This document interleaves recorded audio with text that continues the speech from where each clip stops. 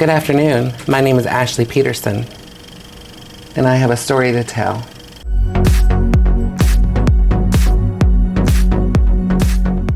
And my story is how Ashley Peterson was born.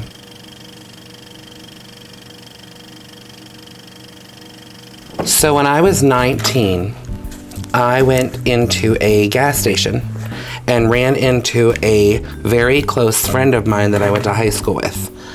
And his name was David in high school, but he went by Deja Barber when I met him at the gas station. And he was like a full-time drag queen, I guess you could say, lived his life as a daily woman.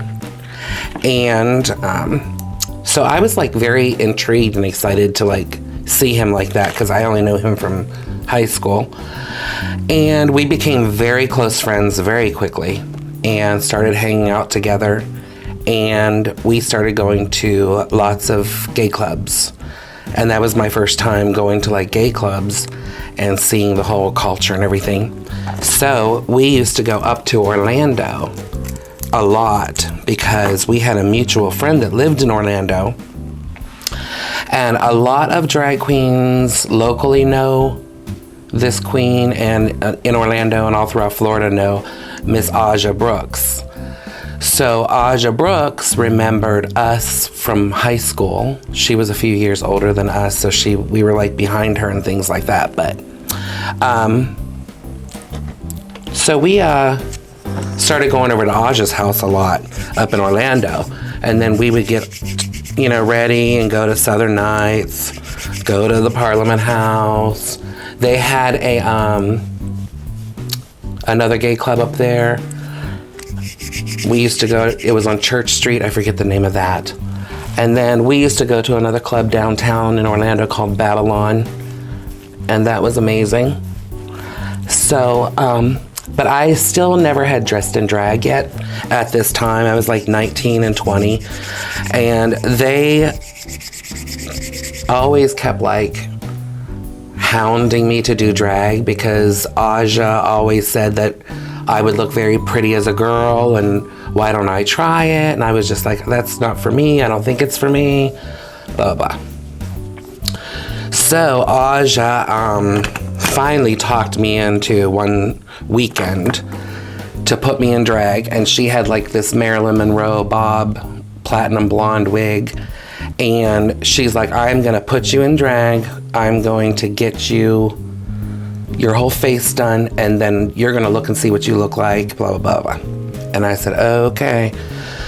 So I let her do it. She did not let me look in the mirror or anything until she was completely done. And then when she finished and like let me look at myself in the mirror, I was just amazed by the transformation from making me look total 100% boy to I felt like a movie star. Like she's an amazing makeup artist. She does amazing drag makeup. So it was just, I felt like, I sort of think like all drag queens have like a second personality, an alter ego. And that instantly came out when I saw myself in that mirror that day. And I became like obsessed with that. And it was like a passion of mine. And that was my first time getting all dressed up in drag, going to clubs in Orlando, 19 and 20 years old. So I remember when she put me in drag for that first time and let me look into the mirror, and I saw myself in the mirror for the first time, I felt like a movie star. I felt like an actress.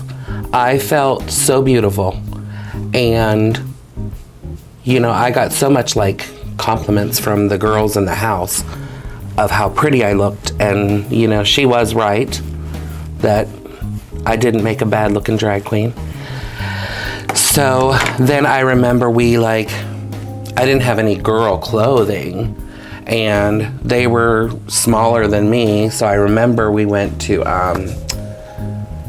a couple different stores and went shopping, and I was excited to buy my first female outfits and girls' clothing. We went to the Magic Mall because it's a lot, you can get bargains there and good club clothes to go clubbing in. And I remember just getting dressed up that night.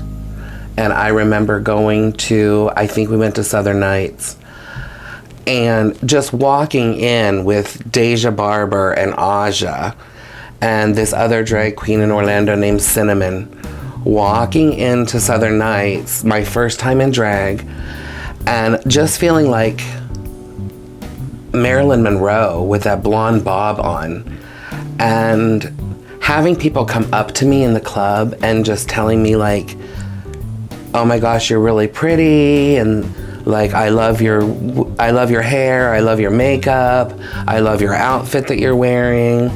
You know, I did this whole like black leather thing with boots, and I was so excited. I got so much like attention from it that was so positive that it just made me want to keep doing it more and more. So I remember like coming back to Port St. Lucie and running to the stores and buying a ton of makeup and just sitting at home and trying to practice and try to get my face as close to the way Aja made it look that first time as I could. And that's all you can do is just like keep practicing.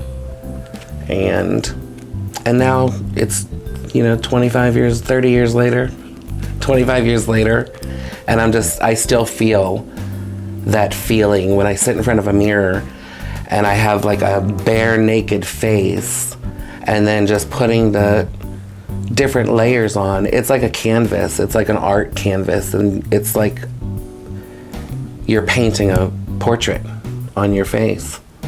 And the more you do it, like, and the more steps you get completed, the more excited you get to like see the final look. And it just makes you feel like a whole different person. So as I mentioned earlier, I've been doing drag since I was now 20 years old, so 27 years now. I did not expect to be like an influence to other drag queens or idolized or looked upon as like a role model. I just went out and did my shows and did the best I could and hope people liked it, and people did seem to like it. So a few years ago, I actually never thought about being like a drag mother to anyone. I was just like working on myself and trying to perfect myself. But I had a couple different drag queens come to me in the last like 4 years that were just starting out doing drag. They, it was their first or second time ever doing it. They were entering like amateur contests, and I was always the one backstage, I guess, helping out. I would help them put their lashes on if they couldn't put their lashes on, or if they didn't know how to like line their lips very well, I would go over and help them do makeup and things. And they actually asked me if I would be like their mother, and because I was the only one that like stopped and took my time to teach them things and to show them things and to show them how to do it. So I wouldn't have to do it for them every time we saw each other, but so they could get better at doing it themselves. And I'm very big on like knowing your words to your songs, perfecting your performance, thinking outside the box, using a good imagination. And I push them to do the same. So I have 3 drag daughters right now and 1 drag king, and I'm extremely proud of that. So we have a house of Peterson, is a total of 5 of us right now, so I'm excited. And right now we're performing every other Thursday at Cafe Hookah here in Port St. Lucie. And there's a couple other venues that I'm trying to get into also, so I can keep you updated on those. But right now it's every other Thursday. Thank you for listening to my story. I want to thank you to all the allies of the LGBT community here on the Treasure Coast and beyond. I also want to thank the Alliance of the Treasure Coast, the new Pride Board, and a big, great thank you to the Sanctuary of the Treasure Coast for working hard, getting us a community center, and doing amazing activities for us. So, lots of fundraisers on the way.